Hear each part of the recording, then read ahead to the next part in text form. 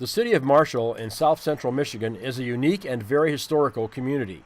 Residents take great pride in the city's rich history, which is the focus of numerous celebrations and events throughout the year.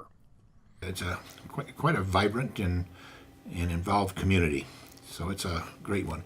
And of course, Marshall has its own municipal electric system, so we're very focused on keeping particularly the business, but also the residential.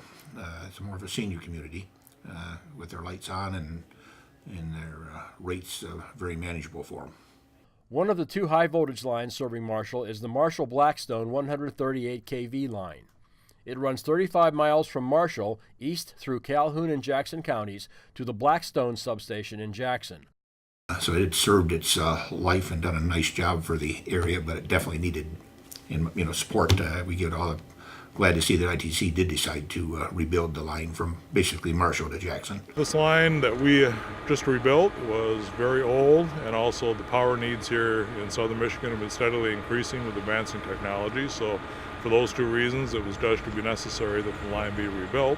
We have done so. So now it is a newer, more mechanically robust line, and it's also capable of transmitting more electricity as well. The city was concerned about being left with only one source of electricity while the old line was being rebuilt. With one line being out of service, if the other line went out of service, we would basically be in a dark black situation for whatever period of time it took ITC to restore it.